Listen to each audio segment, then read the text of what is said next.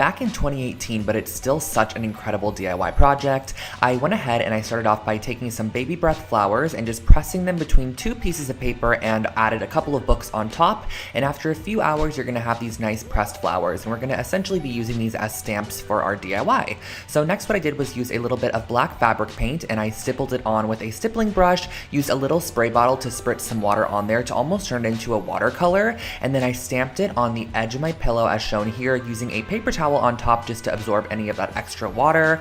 So as you can see, as you stamp it down, it creates this nice kind of watercolor stamped effect, and I created this all the way around the entire exterior of the pillow, making sure to kind of create a circular shape as I went with it, because in the end I wanted to go back with a paintbrush and some watered down paint to add an initial. This is actually based off of a pillow I saw on Anthropology that had an initial on it, and I thought it was super cute, so I wanted to create my own, and that's how this one turned out.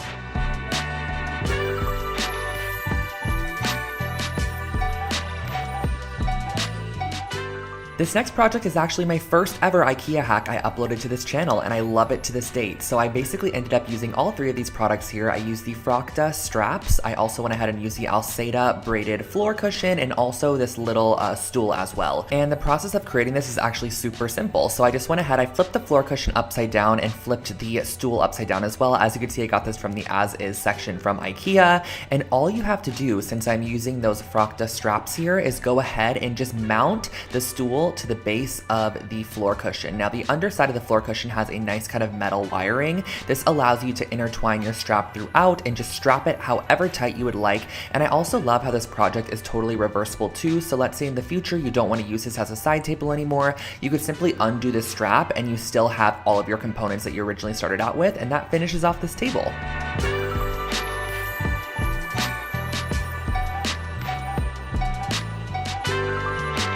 Here we have one of my first ever macrame project I created on this channel, and this is kind of like a faux macrame because you get the look of macrame without actually having to put in all the work needed. So I actually started off with this metal pot here. I believe I got this at Joann Fabric, and some macrame cord also from Joann's. So what I wanted to do is first start off by creating a ring that would kind of go along the top rim of the pot, and we're going to be creating our macrame based off this ring here. So cutting a couple of yards of macrame cording, you're going to need 2 strands per section, fold them in half, and you're going to create a lark's head knot over that ring that you initially created to hold your pot, and you're going to want to apply these at 4 different points on your ring there. So as you can see, we have 4 different sections applied, and now you're going to want to start the macrame process. So grab 2 strands and place them in the center, and you're going to use your right strand, go over the top of your 2 center strands. Your left strand's going to go over the top of your right's tail, underneath and up through the loop. This is going to be a very, very repetitive process, but this is why I kind of call it a faux macrame, because there's no need to really connect different strands and get kind of confused as you're going on with the process.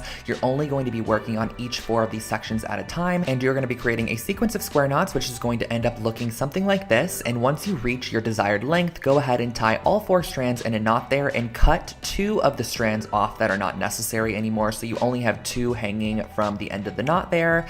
And then once you finish it off, just go ahead and tie all your strands together at the top and hang wherever you desire.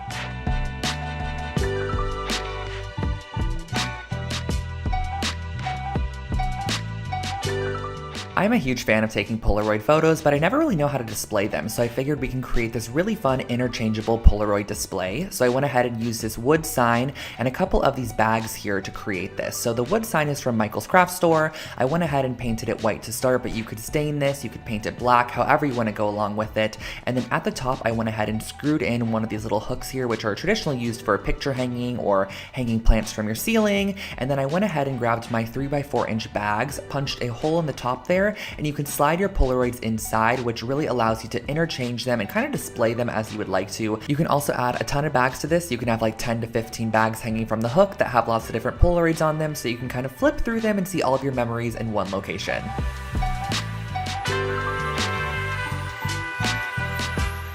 Next up, we have a fun dollar store project. This is wicker lantern lights, and all I did for this project was get some of these little wicker balls from the dollar store, and I went ahead and I spray painted them first with a brass spray paint. Now you could spray paint this however you'd like to, but I thought the brass would be nice because it kind of would make them look like metallized objects on top of your light strand in the end. So I went ahead and sprayed these with a brass spray paint, and once I was finished with that, I went ahead and grabbed my fairy light strand. Now the best way to put this through these wicker balls is honestly to look for larger holes in the wicker wicker, that way you can kind of string it through like a needle and thread. So I went ahead and I strung through my light strand, and I made sure that a light was positioned right in the center of each wicker ball, and once the light was in position, I went ahead and added a little bit of hot glue onto either side to hold it into place, and that finishes off your little fairy light strand.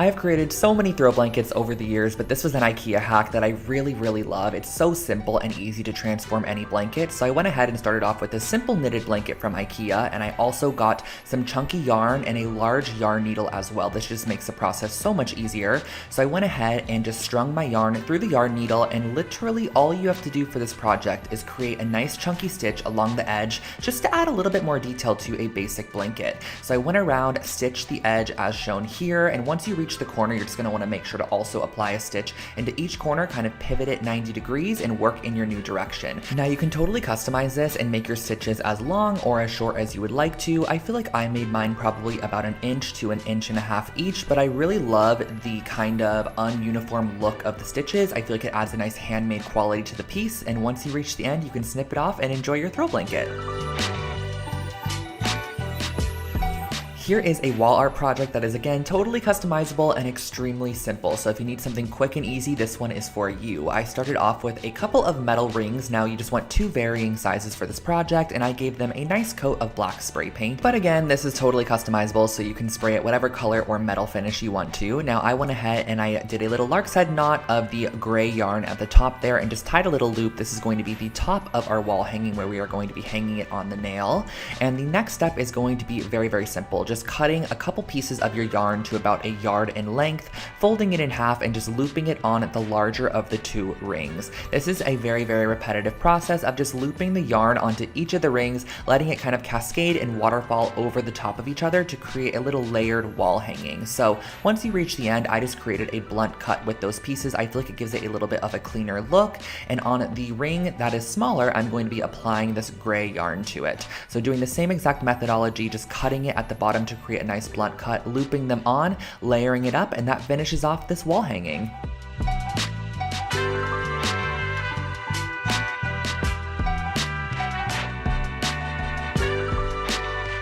I remember this copper and concrete jewelry stand being a huge hit on my channel, so I'm really excited to kind of be reliving it right now. So you're going to want to go ahead and get a couple of copper pipe pieces along with some concrete and a mold that you're going to be using for your concrete. So I just used some simple concrete mix. You guys all know that I basically suggest the pre-sifted one that comes in the 10-pound bucket.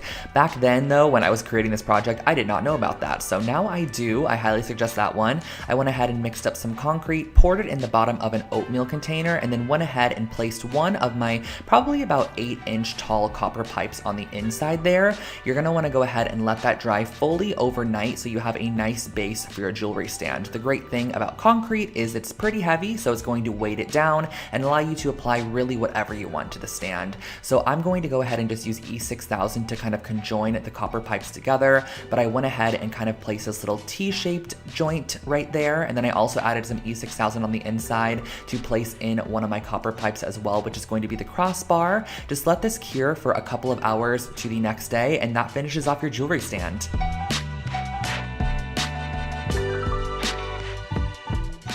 Bringing back another dollar store DIY for you guys. This was from a dorm video that I did, and the total cost of this project was $3.50. I used this cutting board on the left side, which I got at the 99-cent store, some nails, some string, and a pencil. So the first thing I did was actually just kind of trace out or sketch out a crescent moon shape, and then I went ahead and just dotted wherever I wanted the nails to be. I also added a couple of nail holes on the bottom, as you can see there, just to go ahead and allow myself to hang a couple pieces of jewelry off this or whatever I wanted to add to it. Now, I used really tiny 1/2-inch nails, which required me to go ahead and use a plier to hold it into place and then a hammer to securely press it into the wood there. And once you go ahead and hammer in all of your nails, I just went back with this black cotton cording, which I just kind of very no rhyme or reason applied it around the entire moon shape just to fill it in.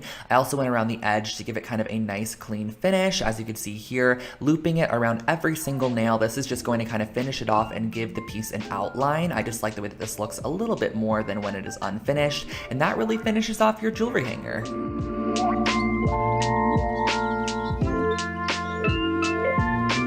Moving on to our next project,